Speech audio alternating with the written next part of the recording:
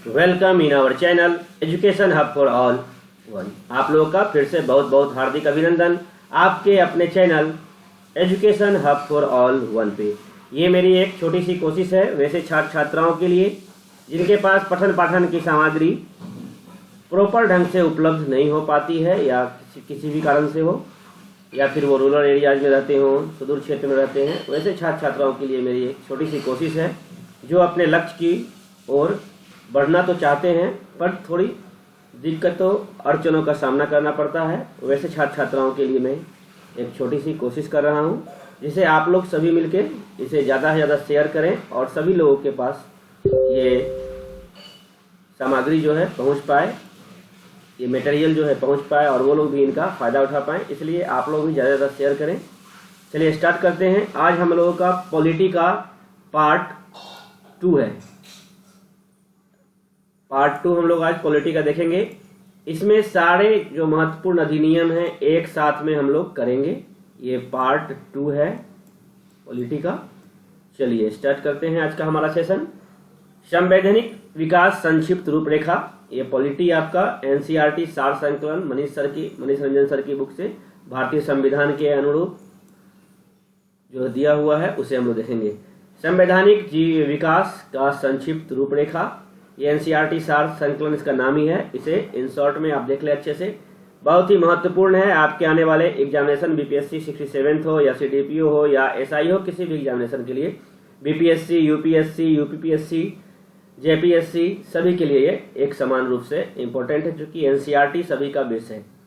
तो हम लोग लाइन टू लाइन करेंगे, टेंशन लेने की बात नहीं है। सारे जो भी मैं स्टार्ट किया हूँ उसे मैं अंत तक आप लोग के साथ रहूंगा। एग्जामिनेशन तक हम लोग सारे चीज को अच्छे से कर लेंगे। चलिए तो स्टार्ट करते हैं। संवैधानिक विकास का संक्षिप्त रूपरेखा। संविधान जीवन का वह मार्ग है। सबसे पहले समझ ले संविधान है क्या। संविधान जीवन का वह मार्ग है जिससे राज्य अपने लिए अपनाता है। जिसे क्या करता है, राज्य अपने लिए अपनाता है। ठीक है, राज्य अपनाता है अपने लिए। संविधान किसी देश की राजनीतिक व्यवस्था का वह आधारभूत ढांचा निर्धारित करता है जिसके अंतर्गत उसकी जनता शासित हो। मतलब यह एक प्लेटफॉर्म है जिसके द्वारा क्या होता है, जनता शासित होता है। एडमिनिस्ट्रेटिव पॉइंट ऑफ व्यू से संविधान किसी देश के राज्य व्यवस्था के मूल सिद्धांतों का प्रतिपादन करता है। मूल सिद्धांतों का प्रतिपादन करता है जिसकी कसौटी पर राज्य की विधियों एवं कार्यों को उनकी विधि मान्यता तथा वैधता के आधार पर वैधता के लिए परखा जाता है।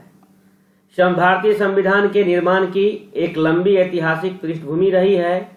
भारतीय संविधान सभा द्वारा निर्मित भारतीय संविधान से अभिन्न रूप से जुड़े हुए अनेक अधिनियम एवं चार्टर हैं। चार्टर मीन्स क्या होता था, आदेश। अधिनियम एवं चार्टर हैं जिसे समय समय पर ब्रिटिश संसद में पारित किया गया है, जो भारतीय संविधान की पृष्ठभूमि कहे जा सकते हैं। उन्हीं के अनुरूप हम लोगों का संविधान है, उन्हीं के अधिनियम, उन्हीं के चार्टर के अनुरूप। तो आइए अब हम देखते हैं हमारे संविधान के प्रमुख अधिनियम क्या क्या हैं, चार्टर एक्ट क्या है, किस प्रकार है। आइए हम देखते हैं। निम्न प्रकार से दिया हुआ है। वीडियो को शुरू से लास्ट तक देखेंगे, ये आपके लिए ही है, इसलिए वीडियो को पूरा देखें, पॉज करके देखें। नोट करना है, नोट कर ले इंपॉर्टेंट पॉइंट को अपने कॉपी में। और वीडियो अच्छा लगने पर लाइक जरूर करें। आपके लाइक से ही वीडियो बनाने की प्रोत्साहन मिलती है। और जो अनलाइक करते हैं उन्हें भी धन्यवाद, क्योंकि उन्हें लगता है कि अनलाइक करना ही उनका संतुष्टि मिलती है उनको अनलाइक करने से, तो वो जरूर अनलाइक करें। लेकिन जिन्हें अच्छा लगता हो वो लाइक जरूर करें, उससे प्रोत्साहन मिलती है वीडियो बनाने में। क्योंकि मैं आपके लिए समय निकाल कर ये सारा सेशन लाता हूँ। केवल हमारे पास टॉपिक होगा तो हम कर नहीं पाएंगे। वैसे छात्र छात्राओं के पास जिनके पास मटेरियल नहीं है उनके लिए छोटी सी कोशिश है। तो आइए सबसे पहले जो हमारा एक्ट है, रेगुलेटिंग एक्ट 1773 1773 का रेगुलेटिंग एक्ट। सबसे पहले हम लोग इसे देखेंगे, इस रेगुलेटिंग एक्ट में क्या दिया है। आइए हम लोग इसे अब देखते हैं।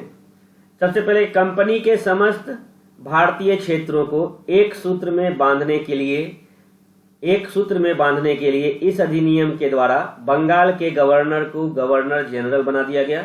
ये बात सभी को पता है कि 1771 के रेगुलेटिंग एक्ट के माध्यम से ही क्या किया गया है, तो बंगाल के गवर्नर को गवर्नर जनरल बना दिया गया है। नेक्स्ट पॉइंट है आपका, यह व्यवस्था की गई कि मद्रास और बंबई के गवर्नर गवर्नर जनरल के अधीन रहेंगे। क्लियर है कि कहां कहां के गवर्नर, तो मद्रास और बंबई के जो गवर्नर हैं किसके अंतर्गत रहेंगे, तो गवर्नर जनरल के अधीन रहेंगे। ठीक है, बंगाल के गवर्नर जनरल के अधीन रहेंगे एवं गवर्नर जनरल को इन प्रांतीय सरकारों पर नियंत्रण करने का अधिकार भी दिया गया। क्लियर है। अब गवर्नर जनरल की सहायता के लिए 4 सदस्य वाली एक कार्यकारिणी परिषद, एक काउंसिल की व्यवस्था की गई, जिसमें 4 मेंबर होंगे, 4 सदस्य होंगे। गवर्नर जनरल की सहायता करने के लिए, गवर्नर जनरल को सहायता करेंगे, तो इसके लिए क्या किया गया, 4 सदस्यों की एक कमिटी, एक परिषद, एक काउंसिल की व्यवस्था की गई। इसी अधिनियम के अंतर्गत 1773 अधिनियम के अंतर्गत ही क्या हुआ था, कलकत्ता में सर्वोच्च न्यायालय की व्यवस्था की गई, जिसमें एक मुख्य न्यायाधीश और 3 अन्य न्यायाधीश रखे जाने थे। ठीक है, एक मुख्य न्यायाधीश और 3 अन्य न्यायाधीश। अभी करंट में है कि 3 महिला जस्टिस बनी है, ये देख लेंगे तो कितना हो गया है, 33 + 1 34 हो गया अभी का करंट में। और जो हमारे मुख्य न्यायाधीश थे, ये जो हमारा सर्वोच्च न्यायालय कलकत्ता में उस समय जो बना, तो उस समय जो मुख्य न्यायाधीश थे सर एलिजा इम्पे थे। सर एलिजा इम्पे याद रखेंगे, सर एलिजा इम्पे मुख्य न्यायाधीश थे, तथा अन्य 3 न्यायाधीश जो थे उनमें थे कौन, लिमेंस्टर, चैम्बर्स और हाइड। कौन थे, लिमेंस्टर, चैम्बर्स और हाइड, ये 3 अन्य थे। ठीक है, जो आप देखे थे कि अधिनियम की जो व्यवस्था की गई, अधिनियम के द्वारा कलकत्ता में सर्वोच्च न्यायालय की व्यवस्था की गई, इसमें क्या थे, एक मुख्य न्यायाधीश थे तथा 3 अन्य न्यायाधीश थे। तो एक जो मुख्य न्यायाधीश थे वो कौन थे, सर एलिजा इम्पे, और मुख्य न्यायाधीश थे एवं अन्य 3 जो थे वो कौन थे, लिमेंस्टर, चैम्बर्स एवं हाइड। लिमेंस्टर, चैम्बर्स एवं हाइड, एकदम समय से पढ़िए, रीडिंग कीजिए अच्छे से, एग्जामिनेशन का भी टाइम है। तो हम लोगों ने देख लिया कि 3 अन्य कौन थे, लिमेंस्टर, चैम्बर्स एवं हाइड। नेक्स्ट एक्ट है आपका act of settlement. Act of settlement क्या है, 1781।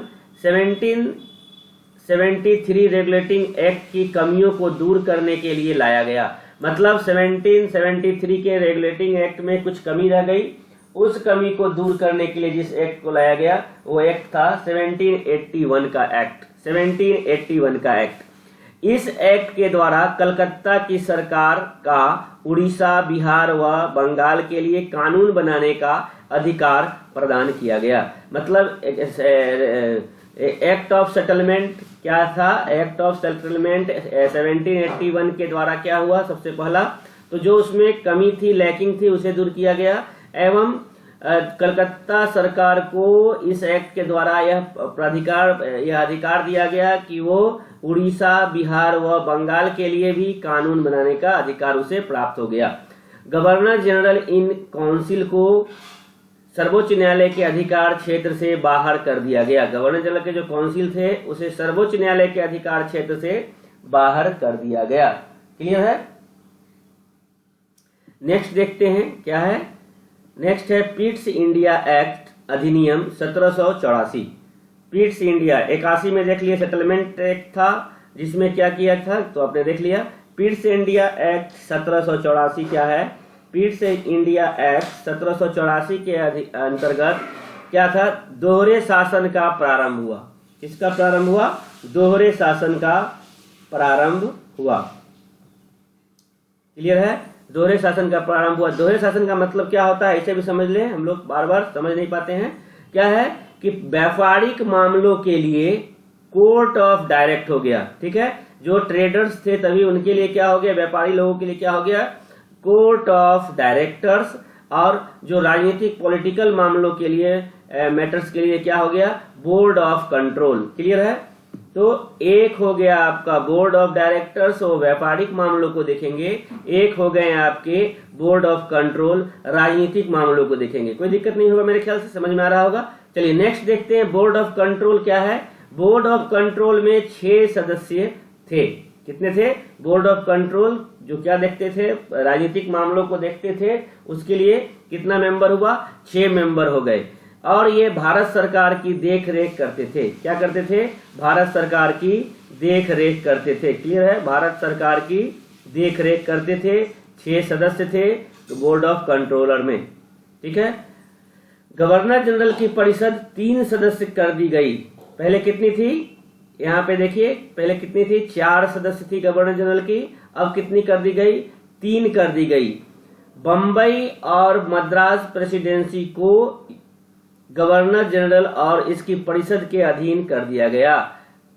युद्ध, राजस्व एवं अन्य मामलों के संबंध में। किसमें? तो युद्ध, राजस्व एवं अन्य मामलों के संबंध में किससे कर दिया गया? तो गवर्नर जनरल और उसकी परिषद के अधीन कर दिया गया।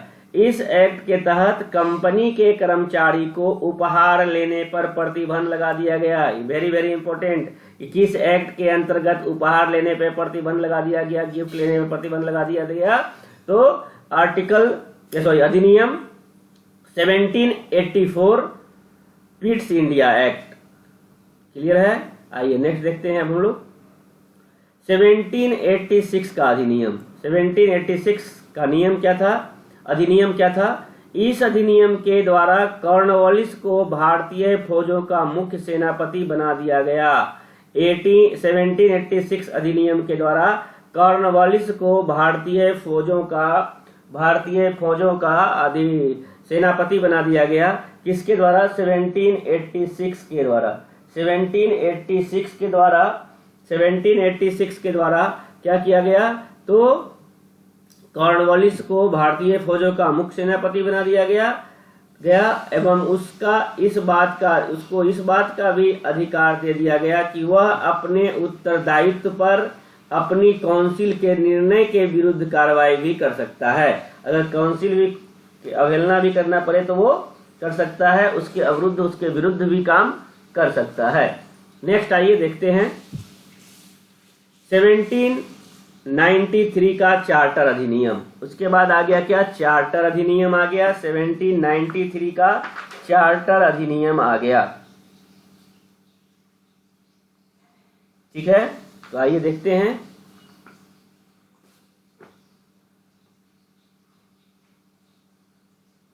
क्या कहते हैं इसमें। गवर्नर जनरल और गवर्नरों को अपनी कार्यकारिणी परिषद के बहुमत पर आधारित निर्णयों के विरुद्ध कार्य करने की शक्ति मिली तथा गवर्नर जनरल को प्रांतीय शासकों पर नियंत्रण करने की शक्ति में वृद्धि कर दी गई। इस अधिनियम के द्वारा नियंत्रण बोर्ड के सदस्यों तथा कर्मचारियों के वेतन भारतीय राजस्व से देने की व्यवस्था कर दी गई। अब ये इंपॉर्टेंट है, यहाँ पे क्वेश्चन हो गया कि भारतीय कर्मचारियों के वेतन जो है भारतीय राजस्व से देने की व्यवस्था किस चार्टर अधिनियम से की गई?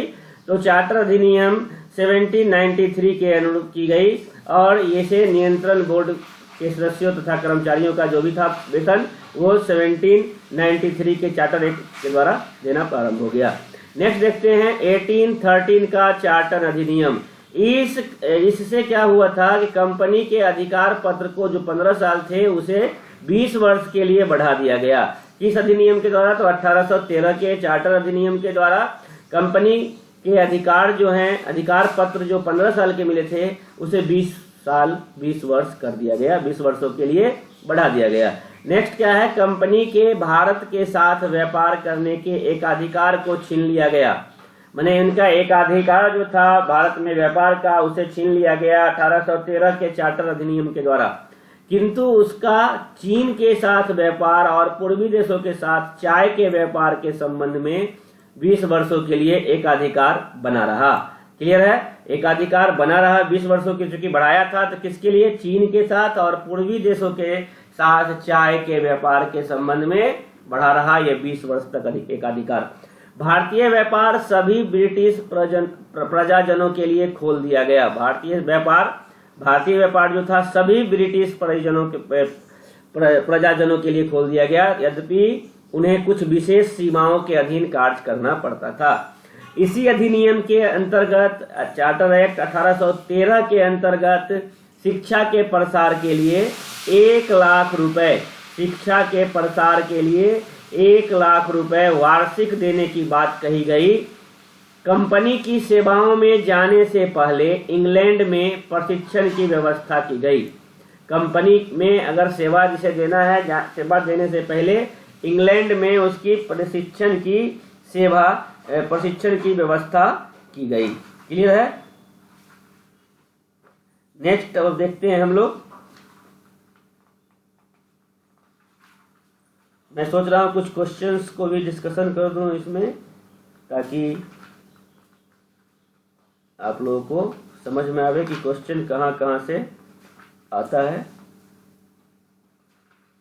इसके बाद हम अनुच्छेद की भी बात करेंगे, जितनी अनुच्छेद है उस पर भी हम लोग बात करेंगे। चलिए नेक्स्ट क्या है आपका चार्टर एक्ट 1833 का चार्टर एक्ट जो है, इसमें क्या है, भारतीय व्यापार को सभी के लिए पूरी तरह से खोल दिया गया। गवर्नर जनरल की समिति को भारत के सैनिक असैनिक कार्यों का नियंत्रण, निरीक्षण एवं निर्देशन सौंपा गया, सैनिक असैनिक के लिए। इस अधिनियम में पहली बार बंगाल गवर्नर को भारत सरकार का गवर्नर जनरल कहा गया। 1833 के अनुरूप और चार्टर एक्ट 1833 अधिनियम के अंतर्गत पहली बार जो बंगाल के गवर्नर जनरल को क्या कहा गया, भारत का गवर्नर जनरल कहा गया।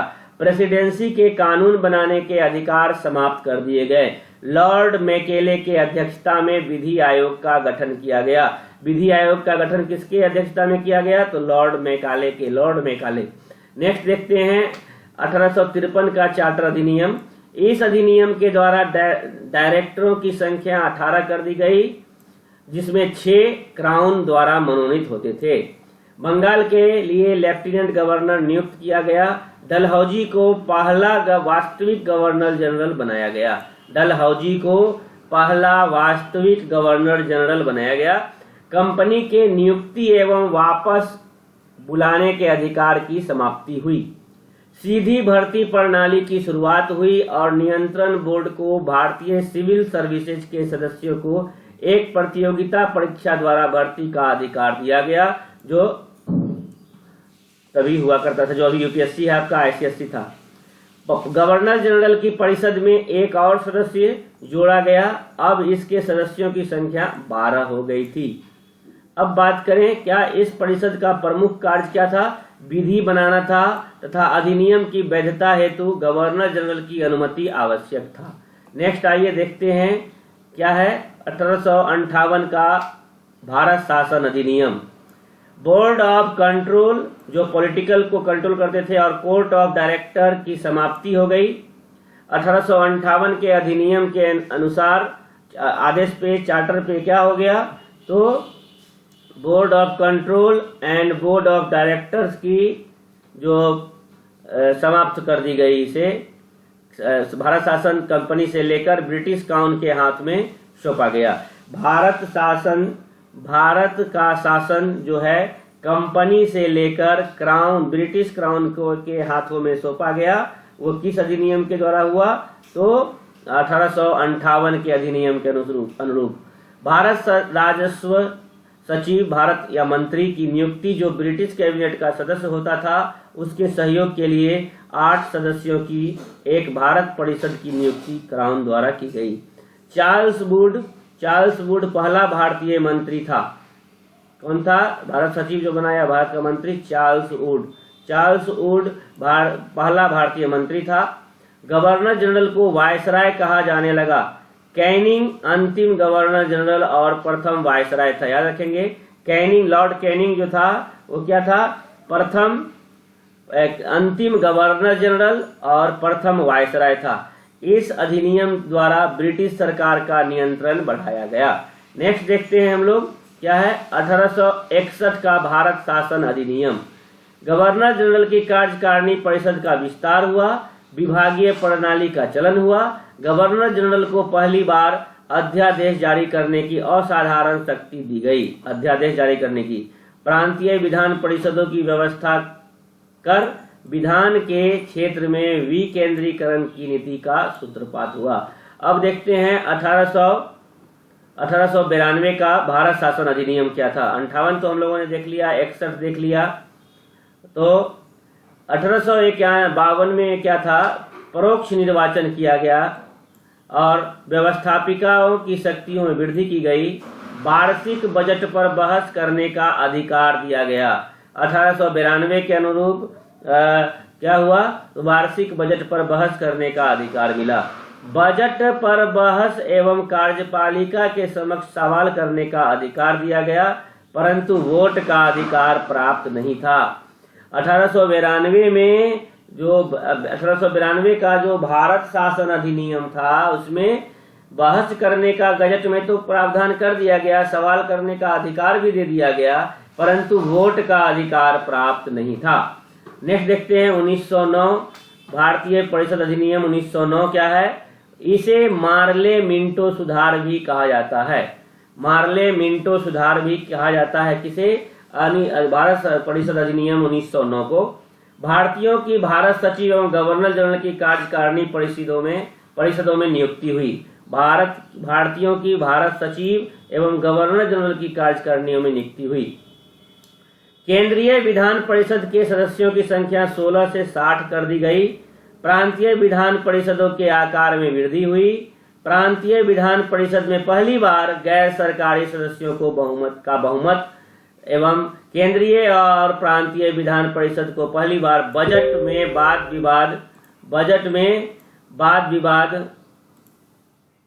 वाद विवाद एवं करने एवं सार्वजनिक हित के विषयों पर प्रस्ताव पेश करने एवं पूरक प्रश्न पूछने और मत देने का भी अधिकार मिल गया, जो कि 1892 में नहीं था भारत शासन अधिनियम में। वो भारत परिषद अधिनियम 1909 में वोटिंग करने के भी अधिकार दे दिए गए। नेक्स्ट देखते हैं 1919 का भारत सरकार अधिनियम क्या था। इस अधिनियम को मॉन्टेग्यू चेम्सफोर्ड सुधार भी कहा जाता है, क्योंकि इस काल में भारत सचिव मॉन्टेग्यू तथा वायसराय चेम्सफोर्ड थे, लॉर्ड चेम्सफोर्ड थे, इसीलिए इसको मॉन्टेग्यू चेम्सफोर्ड सुधार भी कहा जाता है। इसी अधिनियम को सबसे महत्वपूर्ण विशेषता प्रांतों में द्वैत शासन का आरंभ करना था। शासन के विषयों को द्वैत शासन याद रखेंगे, 1919 का भारत सरकार अधिनियम के अनुरूप है।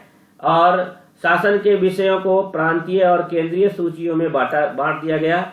केंद्रीय मामले, रक्षा, विदेश मुद्रा तथा आयात निर्यात, इससे प्रांतों में द्वैत शासन शुरुआत हुई। प्रांतीय विषयों को दो भागों में बांटा गया। एक आरक्षित विषय क्या था, पुलिस, जेल, भू राजस्व, सिंचाई, वन विभाग, ये विषय गवर्नर और उसकी कार्यकारी परिषद द्वारा देखे जाते थे। दूसरा था आपका हस्तांतरित विषय क्या था, शिक्षा, स्थानीय स्वशासन, सार्वजनिक स्वास्थ्य, सफाई, कृषि और उद्योग गवर्नर और उसके मंत्री द्वारा देखे जाते थे। नेक्स्ट क्या है, प्रांतों पर केंद्रीय नियंत्रण द्वैत शासन द्वारा कम किया गया। केंद्रीय विधायिका सेंट्रल लेजिस्लेटिव को द्विसदनात्मक बना दिया गया, जिसे राज्य परिषद, ऊपरी सदन 5 वर्ष के लिए और विधान परिषद 3 वर्ष के लिए में बांटा गया। पृथक निर्वाचक मंडल का दायरा बढ़ाकर सिखों को इसमें शामिल किया गया। अधिकार बहुमत को समाप्त करके गैर आधिकारिक प्रत्यक्ष चुनाव बहुमत को बढ़ाया गया। कब, 1919 का जो अधिनियम है उसके अनुरूप। भारत सचिव और उसके सहयोगियों का वेतन अब अंग्रेजी राजस्व से देने की बात हुई और भारत के उच्चायुक्त की लंदन में नियुक्ति हुई, जो भारत सरकार के प्रति जिम्मेदार था और उससे ही खर्च पाता था। वह इंग्लैंड में भारतीय विद्यार्थियों का ध्यान रखता था तथा भारत सरकार के लिए सुविधाओं की व्यवस्था कराता था। इस अधिनियम के द्वारा एक लोक सेवा आयोग की स्थापना की गई। भारत सचिव को इस आयोग की नियुक्ति का कार्य सौंपा गया। 1919 में ही जो आपका अधिनियम है उसके अनुरूप ही क्या हुआ, तो लोक सेवा आयोग की स्थापना की गई भारत में, और इसके नियुक्ति का जो जिम्मा या प्रभार था वो किसका था, भारत सचिव को दिया गया। भारत सचिव को इस आयोग की नियुक्ति का कार्य सौंपा गया। 1935 का भारत सरकार अधिनियम क्या है? इस अधिनियम के द्वारा प्रांतीय स्वायत्तता और प्रांतों में जवाबदेह सरकारों की स्थापना और द्वैध शासन की समाप्ति की गई। द्वैध शासन की समाप्ति कहां से की गई? तो 1935 के अधिनियम, भारत सरकार अधिनियम से पहली बार काउंसिल ऑफ स्टेट्स प्रांतीय परिषदों को 6 प्रांतों में द्विसदनीय बनाया गया। ये प्रांत थे बंगाल, मद्रास, बंबई, उत्तर प्रदेश, बिहार, असम। पृथक निर्वाचक मंडलों का विस्तार किया गया। सिखों, भारतीयों, ईसाइयों, आंग्ल भारतीय, एंग्लो इंडियन और यूरोपियों को इसमें शामिल किया गया। संघीय न्यायालय की दिल्ली में स्थापना, जिसमें एक मुख्य न्यायाधीश और 6 या 6 से कम जजों की नियुक्ति मांग की गई। इस अधिनियम के द्वारा रिजर्व बैंक ऑफ इंडिया की स्थापना भी आप देखते हैं 1935 1 अप्रैल। अब आइए लास्ट है हमारा 1947 ईस्वी का भारतीय स्वतंत्रता अधिनियम क्या है? 4 जुलाई 1947 को इंग्लैंड की संसद द्वारा भारतीय स्वतंत्रता अधिनियम पारित किया गया। 4 जुलाई 1947। 15 अगस्त 1947 ईस्वी को भारत 2 अधिराज्यों भारत व पाकिस्तान में विभाजित कर दिया जाएगा। 15 अगस्त 1947 सिंध, उत्तरी पूर्व सीमा प्रांत, पश्चिमी पंजाब, बलूचिस्तान, असम का सिलहट जिला पाकिस्तान में, जब शेष भारत में रहेगा। दोनों अधिराज्यों की विधानसभाओं को अपना अपना संविधान बनाने का अधिकार प्राप्त हो गया। नवीन संविधान के निर्माण तक शासन 1935 ईस्वी के अधिनियम के अनुसार चलता रहा। 15 अगस्त 1947 ईस्वी से भारत का सचिव व इंडिया ऑफिस को समाप्त कर दिया जाएगा। भारतीय रियासतों को भारत अथवा पाकिस्तान किसी भी देश में सम्मिलित होने का अधिकार दिया गया। इस अधिनियम के द्वारा भारत अंततः 15 अगस्त 1947 को ब्रिटिश दासता से मुक्त हुआ और तभी से हम लोग जान रहे हैं कि आजादी की बिगुल फुकाई। अब पार्ट ये आपका 2 हो गया, सभी आपका अधिनियम एक साथ हो गया और अधिनियम एक साथ हो गया। अच्छे से पढ़े, प्रैक्टिस करें, उसके बाद क्वेश्चंस को भी सॉल्व करने का कोशिश करें। आप लोग कमेंट करके बताएं क्या इसका प्रैक्टिस सेट या क्वेश्चंस को देखना है, तो मैं उस पर भी वीडियो बनाऊंगा। आपका लाइक पे डिपेंड करता है, जितना अच्छा लाइक आएगा मेरा भी प्रोत्साहन होगा और वीडियो बनाने का मन करेगा। चलिए, अगर वीडियो अच्छा लगा हो, क्लास सेशन अच्छा लगा हो तो लाइक जरूर करें और ज़्यादा से ज़्यादा वीडियो शेयर करें। और हाँ, जो भी नए छात्र छात्राएं हैं वो जल्द से जल्द जुड़े, सब्सक्राइब कर ले, बेल आइकन को प्रेस कर ऑल पे क्लिक करना ना भूले। बाय बाय, टेक केयर, धन्यवाद, मिलते हैं अगले सेशन में।